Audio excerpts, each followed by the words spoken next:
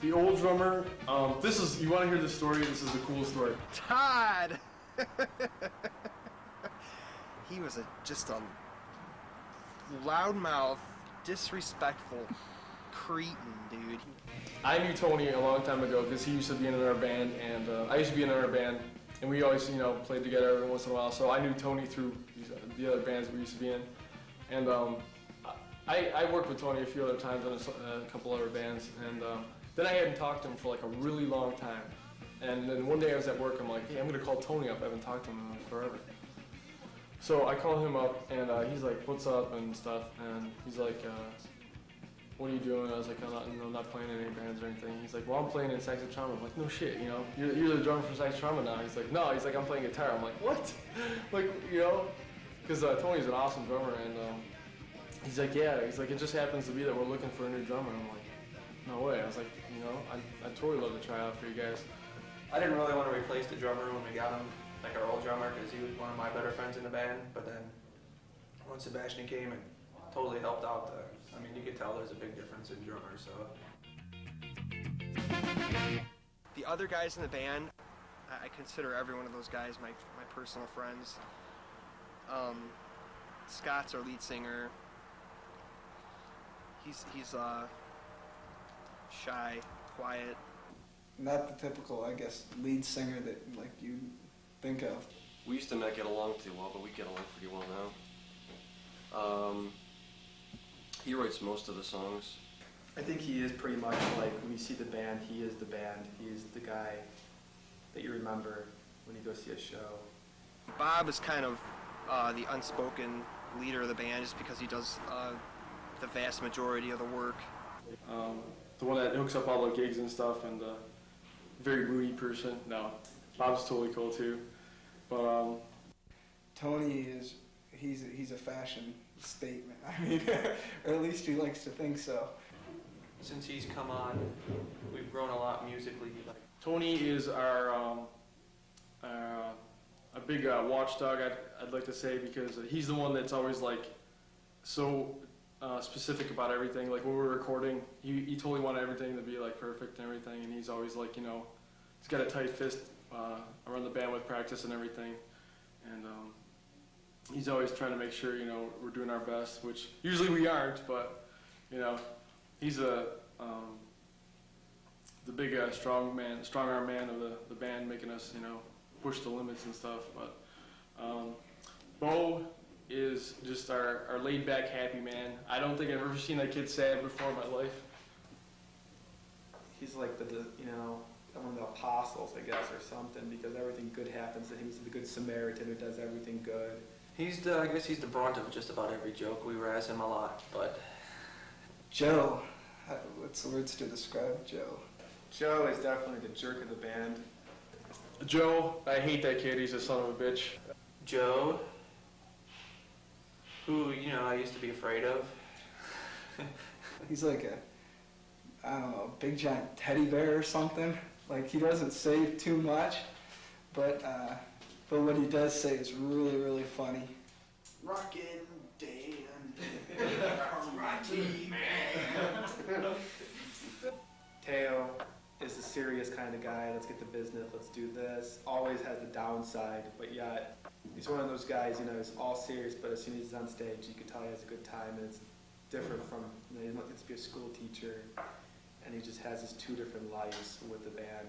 He's a driven person. Like, he's real driven to get out of school, and he, you know, has a fiance and all that sort of stuff. So he's a germaphobe. Scared to touch anything, or he's scared of people, but he knows karate, so he'll fight back.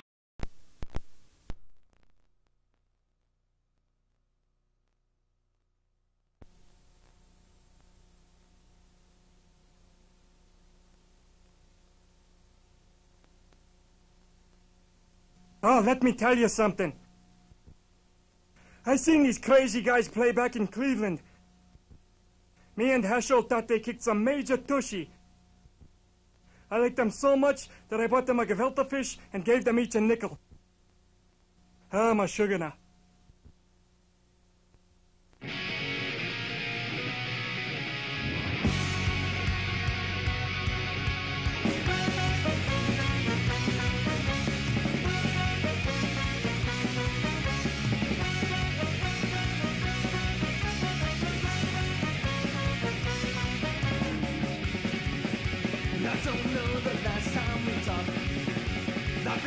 was the last time we drank?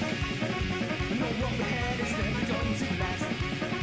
'Cause when I come here, you call love. You call love.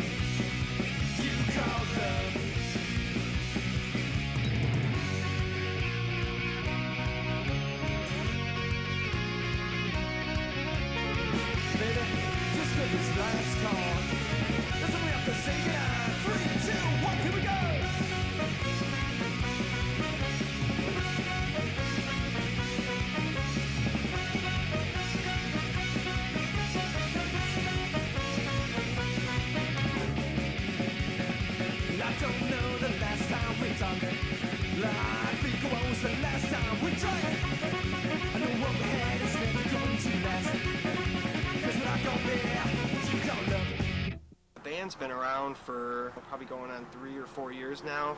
We got the name from a stupid musical dictionary thing we were just looking through. I go to school at Akron, I'm a music major, and I had my Harvard dictionary of musical terms, and there was Sax-o-Tromba. I'm like, well, that sort of fits, I guess. It was unique.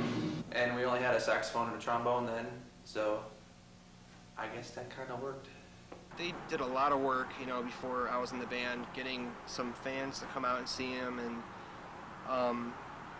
you know, just as I had joined the band in '97, they were deciding let's make a CD.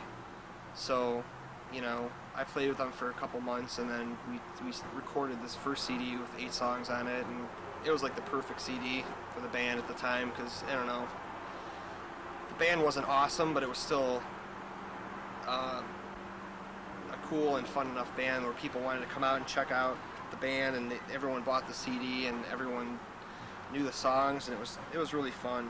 I think my first show with the band was late. I think it was after Christmas sometime, like right after Christmas. So, coming December, it'll be exactly a year. So.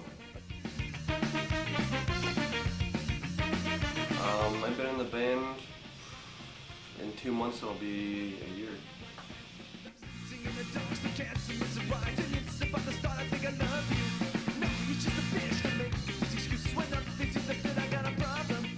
My name is Bo Hill, and I'm the trumpet player.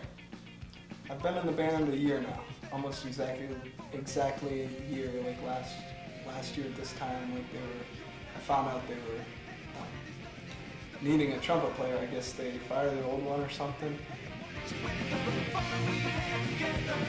I guess that this is better.